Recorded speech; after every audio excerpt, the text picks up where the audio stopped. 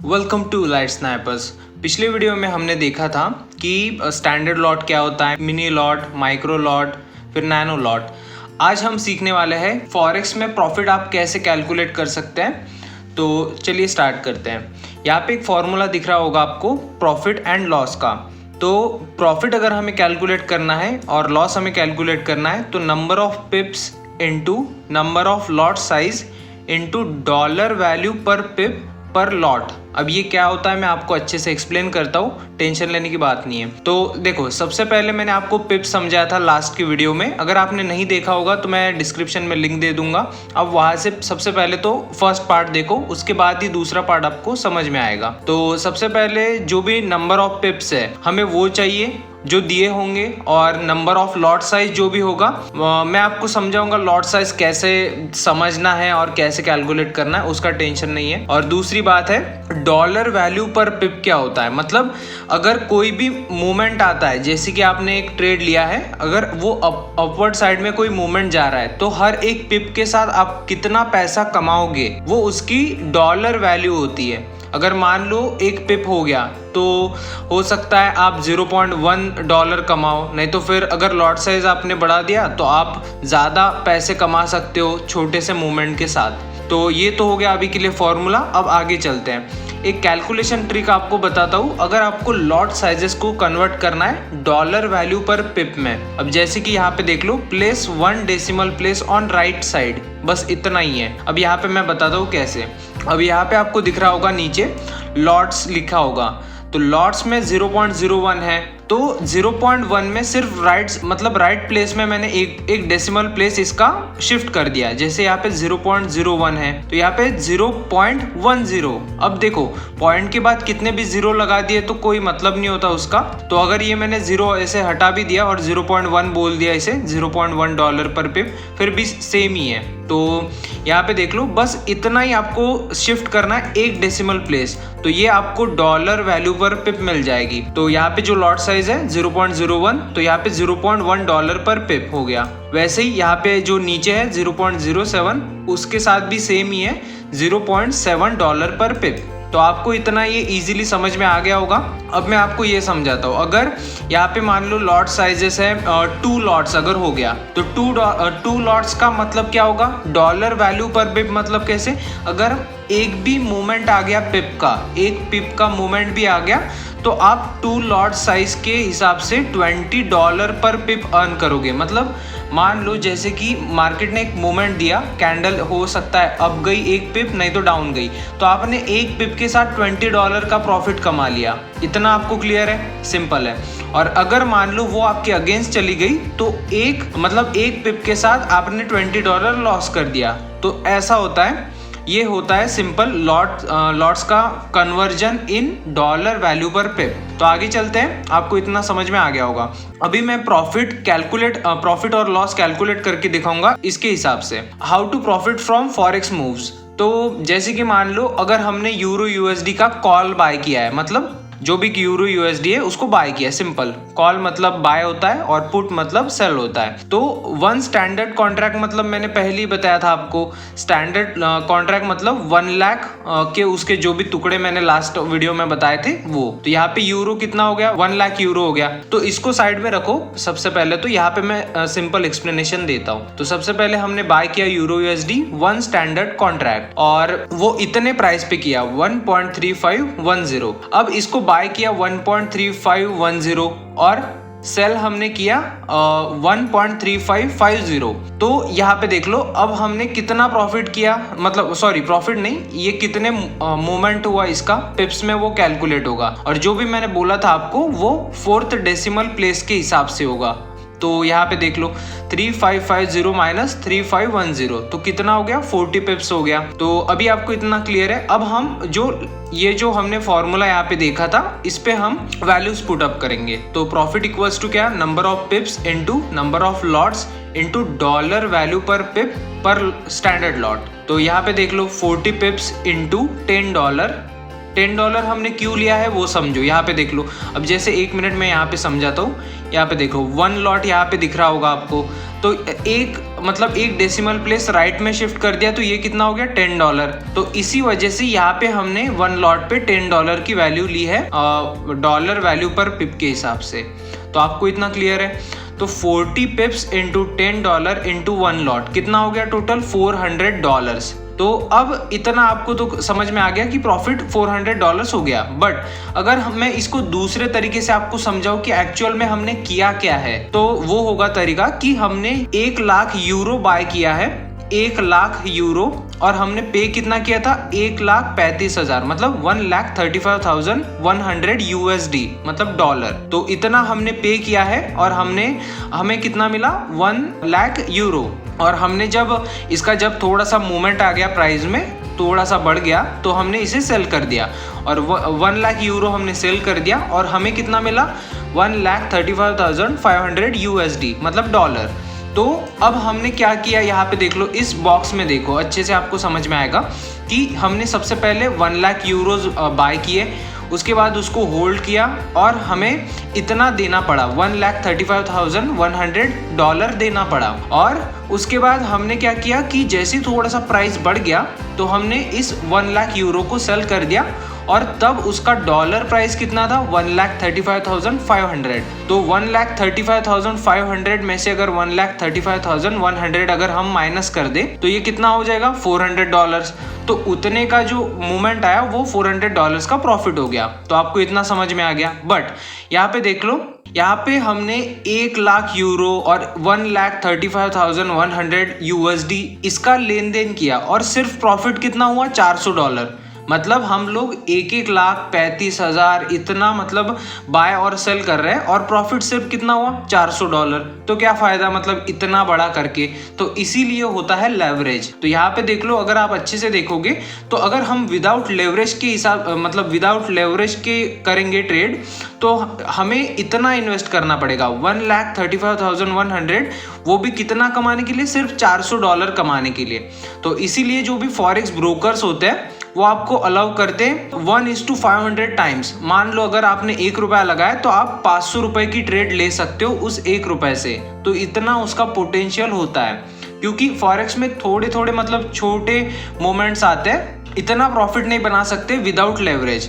तो इसीलिए forex broker जो भी होते हैं वो लेवरेज देते हैं। मोस्ट ऑफ द टाइम हमें लेना चाहिए 1:20, उससे ज्यादा नहीं लेना चाहिए, मैक्स टू मैक्स 1:20 लेना चाहिए। अगर अभी यहाँ पे देख लो, अगर लेवरेज मैंने यहाँ पे अगर ऐड कर दिया तो आपको इससे क्या फायदा होगा। तो अभी जैसे कि मान लो यहाँ पे जो हम लोग 1,35,100 इन्वेस्ट कर रहे थे यहाँ पे पैसे, तो अगर 1:20 का लेवरेज मैंने ले लिया तो मुझे 1,35,100 इन्वेस्ट नहीं करने पड़ेंगे। मुझे कितना इन्वेस्ट कितना करना पड़ेगा $6,755।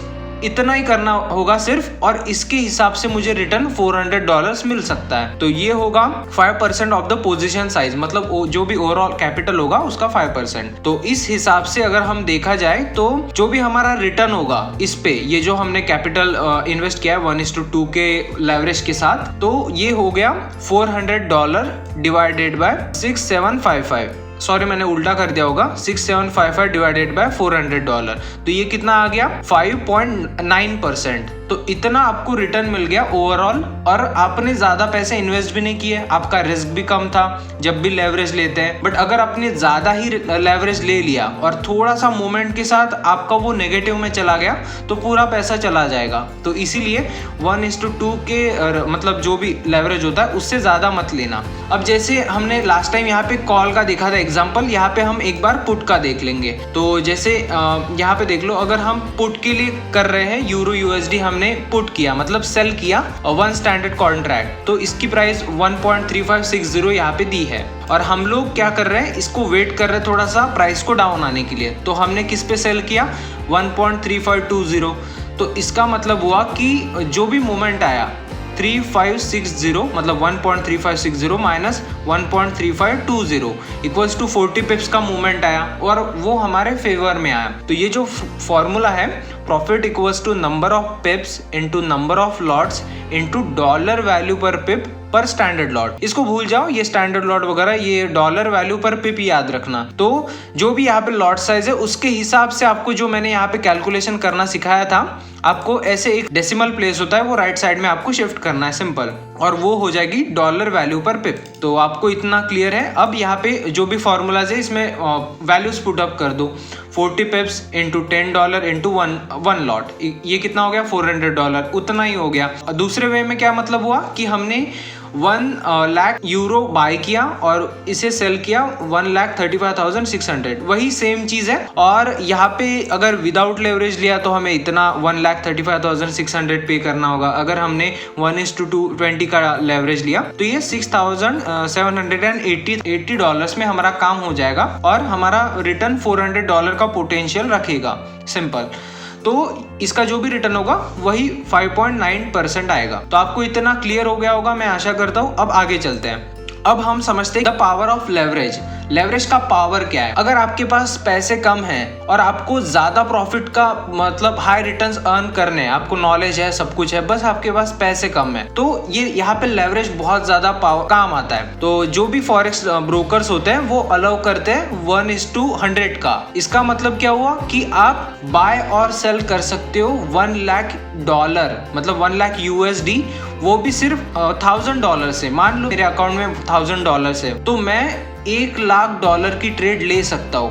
ये मेरे पास क्या है? पावर है। और जो भी मुझे प्रॉफिट मिलेगा वो कितने पे मिलेगा? $1,000 पे नहीं मिलेगा, वो मुझे मिलेगा $1 लाख के हिसाब से। समझ सकते हो कि ये लेवरेज क्या होता है। तो मोस्ट ऑफ द टाइम आपको कितना लेना चाहिए? 1:20, उससे ज्यादा नहीं लेना चाहिए, क्योंकि वो आपके फिर अगेंस्ट काम कर सकता है। तो यहाँ पे देख लो, अगर हमारे पास $10,000 का अकाउंट है तो फिर हम क्या कर सकते हैं? पर ट्रेड कितने का लेवरेज ले सकते हैं 1:20 के साथ? वो होता है $2 लाख पर ट्रेड, 2 लाख USD पर ट्रेड। हम इतना लेवरेज ले सकते हैं जो हमें बहुत अच्छा हाई रिटर्न दे सकता है, सिंपल। तो यहाँ पे देख लो, अब 1:10 का लेवरेज होता है तो उस पर 10% मार्जिन रिक्वायर्ड होती है। 1:20 के जो लेवरेज होता है उस पर 5% मार्जिन रिक्वायर्ड होती है। और जो भी 1:50 होता है उस पर 2%, और जो भी 1:100 होता है उस पर 1%। तो आपको इतना अच्छे से समझ में आ गया होगा।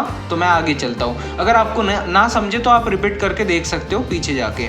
अभी हम आते हैं कि 4 टाइप्स के फॉरेक्स ट्रेडर्स होते हैं, तो इसे अच्छे से समझते हैं और वो लोग कैसे मतलब उनकी एबिलिटीज होती है, क्या कैसे उनके हैबिट्स होते हैं, उसे समझेंगे। तो सबसे पहला होता है स्कैल्पर्स। अब जो भी स्कैल्पर टाइप्स के ट्रेडर होते हैं वो छोटा टारगेट रखते हैं। मान लो जैसे 5 to 10 पिप्स का छोटा टारगेट रखते हैं और सेकंड्स और मिनट्स में ट्रेड करते हैं, ज़्यादा ट्रेड नहीं करते। जैसे कि मान लो 5 मिनट और 1 मिनट के टाइम चार्ट पे वो लोग ट्रेड करते हैं, तो ये लोग हो जाते हैं स्कैल्पर्स। अब जो डे ट्रेडर्स होता है वो कैसे ट्रेड करते हैं? उनका टारगेट क्या होता है? 20 to 40 पिप्स पर ट्रेड होता है। तो पिप्स आपको समझ में आ गया होगा। अगर आपको ना समझे तो आने वाले जो पार्ट्स होंगे मैं उसमें और अच्छे से क्लियर कर दूंगा, तो आपको टेंशन लेने की जरूरत नहीं है। जो भी ट्रेड ड्यूरेशन होता है डे ट्रेडर्स का, वो 1 दिन का होता है, मतलब 1 दिन के अंदर उनको ट्रेड लेके एग्जिट करना होता है। और जो भी स्कैल्पर्स होते हैं वो हो सकता है 5-10 मिनट में वो ट्रेड लेके एग्जिट कर ले और प्रॉफिट बुक करके चले जाए, सिंपल। डे ट्रेडर्स का जो भी होता है 1 दिन में काम हो जाता है। और जो चार्ट्स वो यूज करते हैं वो 15 मिनट, 1 आवर और 4 आवर्स के चार्ट यूज करते हैं और उस पे एनालाइज करके वो फिर ट्रेड लेते हैं। तीसरे टाइप के ट्रेडर्स कौन से होते हैं? स्विंग ट्रेडर्स होते हैं। ये कैसे टाइप के ट्रेडर्स होते हैं? ये एक ट्रेड लेंगे और इनका टारगेट क्या होगा? 50 to 150 पिप्स पर ट्रेड होगा। और ये टाइम कितना देते हैं इस ट्रेड्स को?